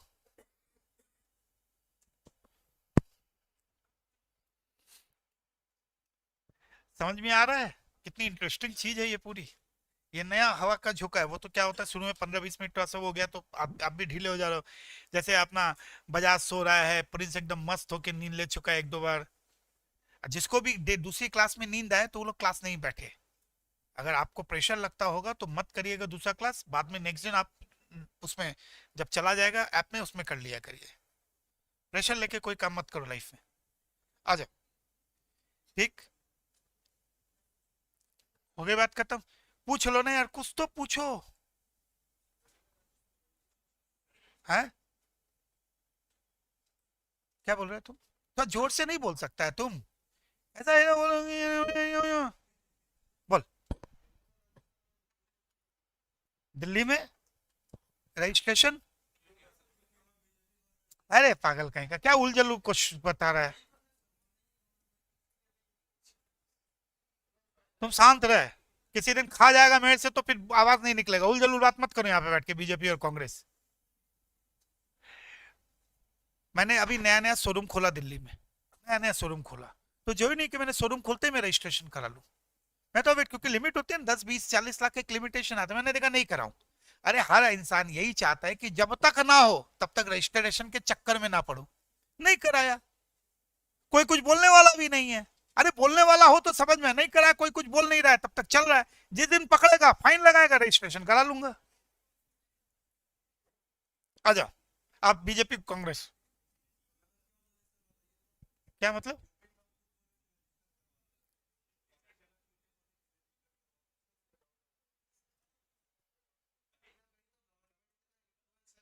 नेक्स्ट टाइम से मैं ध्यान रखूंगा।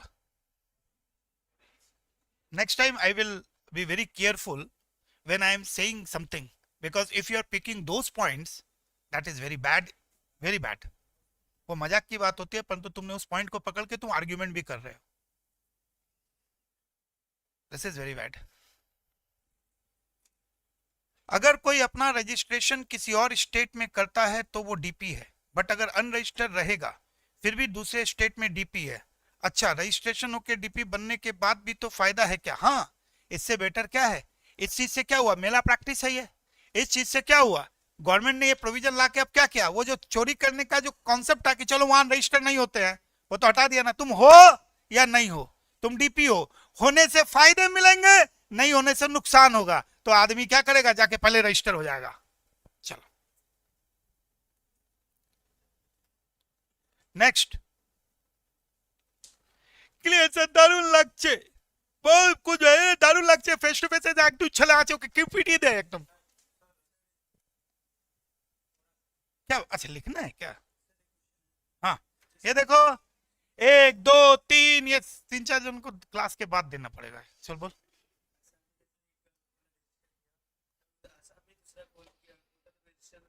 जरूर, वन स्टेट वन रजिस्ट्रेशन का कॉन्सेप्ट है। रजिस्टर नहीं कराएगा सेम स्टेट में, डीपी क्यों होगा? इतना देर से यही समझा रहे, तब यही क्वेश्चन पूछा है। तुम कौन सा चखना लिया है क्या? इतना देर से यही बात चल रहा था। अलग से कोई वेस्ट बंगाल का जगह नाम ले आए आसाम, मैं क्वेश्चन पूछूंगा। नेक्स्ट। ठीक, अब ध्यान से सुनना। कहां से सामान ला रहे हो? लंदन से। कहां से ला रहे हो? लंदन से।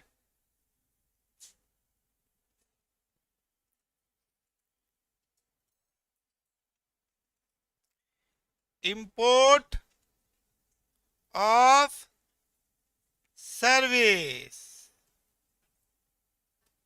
देख, इंपोर्ट ऑफ सर्विस देखा? ध्यान से, खाली दो बातों को ध्यान रखना है तुमको। एक दो, एक दो। पहला, पहला रे अभिषेक, पहला। आपने इंपोर्ट तो किया, कंसिडरेशन के साथ किया। बड़न भैया, सबसे बड़ा रुपया, पैसा आ गया यहाँ पे। नो कंसिडरेशन माने इंपोर्ट तो किया पर पैसा इन्वॉल्व नहीं है। जैसे एक्ट ने लिखा कंसिडरेशन, आंख बंद करके बोलो 7(1)(b। मानते हो कि नहीं? मानते हो कि नहीं? 7(1)(b क्यों? Import of service. भूल जाओ बाकी चीज, कुछ मत दिमाग। सर पैसा तो नहीं है। अच्छा, अरे एक काम करो, किससे लियो बताओ तो? बिना पैसा के कौन दे दिया तुमको? बोला चाचा जी, मामा जी, फूफा जी। अच्छा, इसका मतलब अगर नो कंसिडरेशन हो तो आपको खाली दो बातें देखनी है। क्या? रिलेटिव से लाए हो वही DP, relative and distinct person से, सब अपने ही तो भाई हो गए घर के, या नॉन रिलेटिव से। अगर तुम नॉन रिलेटिव से लेके आए मेरे दोस्त, तो यहीं पे लिख दो नॉट ए सप्लाई। क्यों? एक तो नीम ऊपर से करेला चढ़ा हुआ, पहले तो ये क्या है, कंसिडरेशन नहीं है, ठीक है, और रिलेटिव भी नहीं है, तो भाग यहां से। पर रिलेटिव से है तो क्या सप्लाई मान ले? ना मुन्ना ना, अभी दो बातें होंगी। बोला रिलेटिव और डिस्टिंक्ट से लेके आए तो दो बातें देखेंगे। पहली बात, बिजनेस, और अदर देन बिजनेस। हो सकता है ना दोस्त? अदर देन, यहां पे इंपॉर्टेंट वर्ड क्या है? दो, एक रिलेटिव और दूसरा बिजनेस। नॉन रिलेटिव तो वही खत्म कर दी, कंसिडरेशन तो पूरा चैप्टर में ही नहीं है, ठीक। यहां पे अगर बिजनेस है तो 7(1)(c), नहीं है तो नॉट ए सप्लाई, ठीक। पहला, इंपोर्ट किसी से भी करो, क्या चीज के लिए करो मैटर नहीं करता है। पैसा है ना, बी में डालो, पैसा नहीं है तो बाकी बहुत कुछ देखने का है। अगर बिना किसी कंसिडरेशन के कर रहे हो तो दो बातें देखो, ऐसे भी देख सकते हो, बिजनेस और नॉन बिजनेस। यहां से भी स्टार्ट करो, बिजनेस और नॉन बिजनेस। बोला सर नॉन बिजनेस, भागो। बिजनेस, अच्छा बिजनेस, रुको। रिलेटिव और नॉन रिलेटिव, बोला नॉन रिलेटिव, भाग जा। रिलेटिव, लगा दो बिजनेस। कैसे भी पढ़ना है, जैसे पढ़ लो। यानी कि इंपोर्ट ऑफ सर्विस अगर बिना पैसे के कर रहे हो तो रिलेटिव और डिस्टिंक्ट पर्सन ही पिक्चर में आएगा और बिजनेस पर्पस आएगा, तब तो सप्लाई है। बाकी हर केस में वो सप्लाई नहीं है। किसी को कुछ पूछना है तो पूछ लो, मैंने सबसे इजी दे दिया है तुमको, इससे इजी चार्ट नहीं हो सकता है इंपोर्ट को लेके। और तुम जितना परमिटेड सीख गए हो। कंसिडरेशन आपको दिमाग लगाना नहीं है, कंसिडरेशन होते कहां डालना है? बी में डालना है। नॉट ए कंसिडरेशन है, दिमाग लगाना है। रिलेटिव है या नॉन रिलेटिव है? बोला रिलेटिव, तो आगे देखेंगे नॉन रिलेटिव। और वो ऑफिस ऑफिस, ऑफिस ऑफिस बोल के एक सीरियल आता था, उसमें क्या होता था, अच्छा इंपोर्ट किया तो बोला रिलेटिव और नॉन रिलेटिव, बोला नॉन रिलेटिव, बोला हटाओ, रिलेटिव है तो दो बातें होंगी, बिजनेस और नॉन बिजनेस, बोला नॉन बिजनेस, हटा दो, बिजनेस 7(1)(c). तुम लोग पूछ लो, कुछ पूछना है तो यूट्यूब वालों। बस यही सब करना है, कुछ नहीं है जीएसटी में। है बेटा, बुक मिक्स।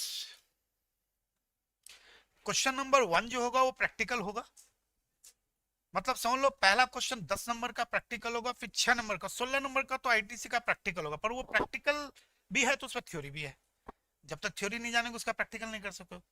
एक आएगा section number, section number 10, section number 12, 13, 15, ये पूरा प्रैक्टिकल है। कौन कौन सा? 10, 12, 13, 15, ठीक है। 16 से 18 तो आईटीसी हो तो पहला क्वेश्चन ही कवर कर लेगा अभी तक। अब नया सिलेबस में तो इस बार क्वेश्चन पेपर आएगा पहला मई में, ठीक है ना। पुराने सिलेबस में यही होता तो यही पैटर्न रहेगा, कोई चेंज नहीं होगा। प्रैक्टिकल के लिए 6 सेक्शन है पूरे जीएसटी में। एक है 16, 17, 18 आईटीसी, एक है सेक्शन नंबर 10 कंपोजिशन स्कीम, 12 और 13 time of supply, section 15 transaction value. यहां से प्रैक्टिकल फिक्स है, 50 का पेपर होगा तो तुम समझ ले 12 नंबर के करीब का तो एमसीक्यू चला गया, 38 मार्क्स का पेपर बचा। उस 38 मार्क्स में कम से कम 20 नंबर प्लस प्रैक्टिकल होगा, 15-16 का थ्योरी होगा। तो एमसीक्यू भी तो थ्योरी हो गया ना एक तरीका से, तो वो तो साइड पहले हटा दिए। तुम लोग कुछ नहीं पूछोगे? अभिषेक क्लियर है अभी? एक बात बताओ अभिषेक, तुमने पूछा सप्लाई का, इस पॉइंट को देखो, एक बार देखना। मैंने इंपोर्ट किया, किससे किया? रिलेटिव या डिस्टिंक्ट से किया, तभी 7(1)(c) है ना। तो मैंने क्या किया, मेरा कंसिडरेशन नहीं था, कंसिडरेशन नहीं था तभी डीम्ड के कॉन्सेप्ट में आए। अगर किससे किया? रिलेटिव से किया, और वो किसके पर्पस से? बिजनेस। ये 3 कंडीशन, बाकी में तो ये सवाल ही नहीं पैदा होता है ना। तो कंसिडरेशन नहीं है पर रिलेटिव और बिजनेस है, यही तो वहां पे चार्ट में था ना। इसको जोड़ के देखो, रिलेटिव एंड बिजनेस, तब ये 7(1)(c) है। खत्म कहानी।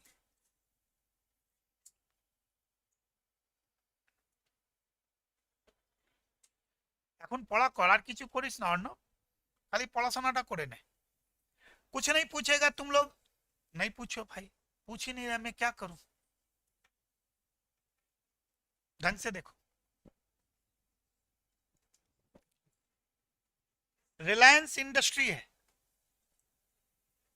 इसके पास एक बिजनेस एसेट है, क्या है,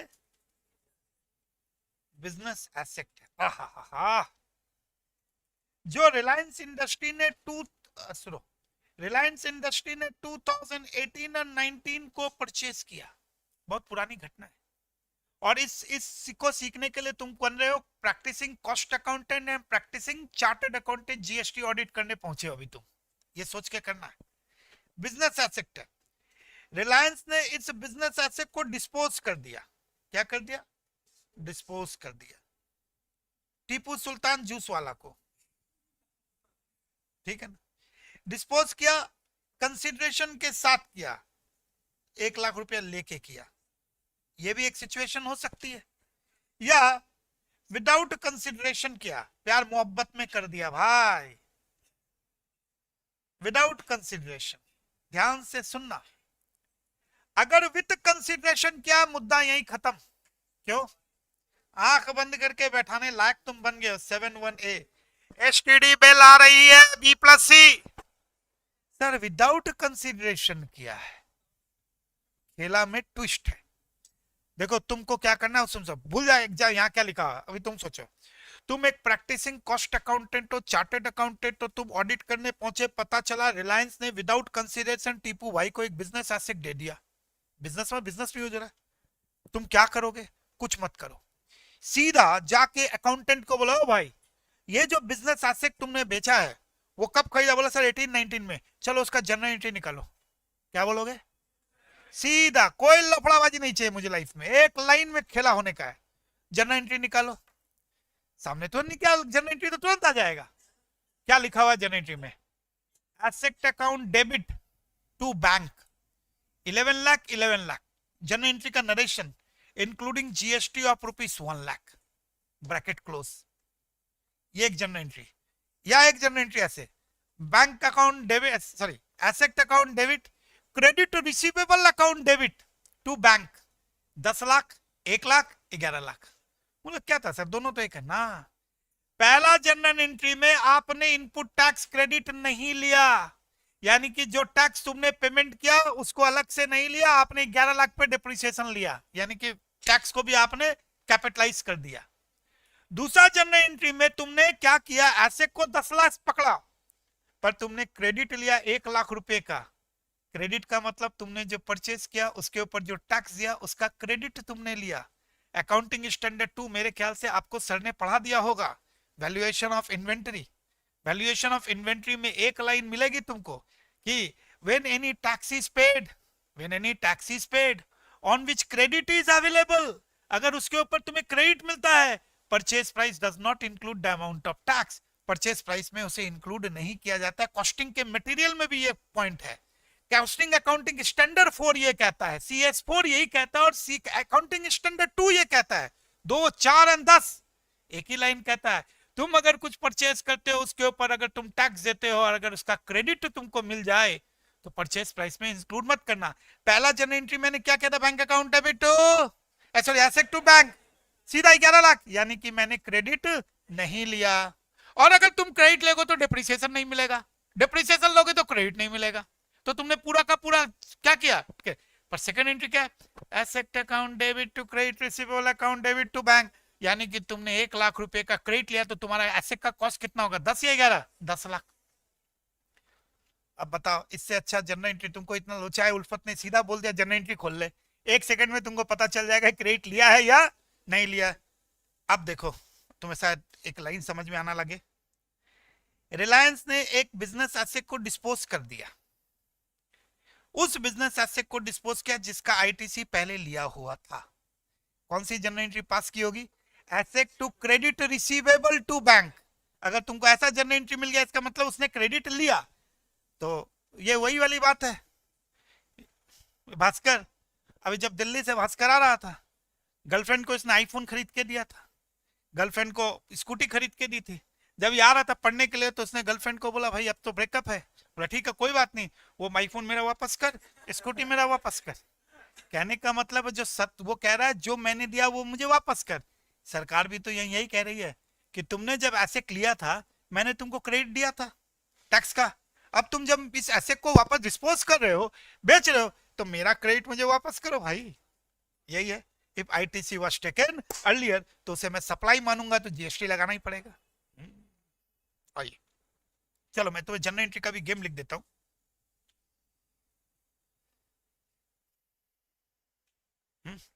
कितना बच गया? चलो आज तक बहुत, इसके बाद जनरल एंट्री में बड़ा हो जाएगा, नेक्स्ट क्लास बुधवार को कंटिन्यू करेंगे। ऐसे क्लास आज लेट चालू हुई। ठीक है, नेक्स्ट दिन लिखेंगे ना बेटा, और इससे ले लेना।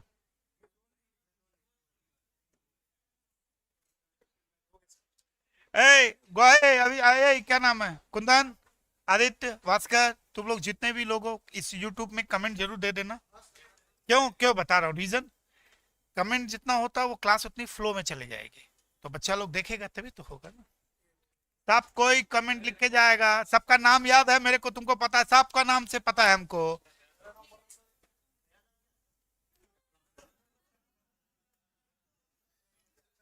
लव यू है यार।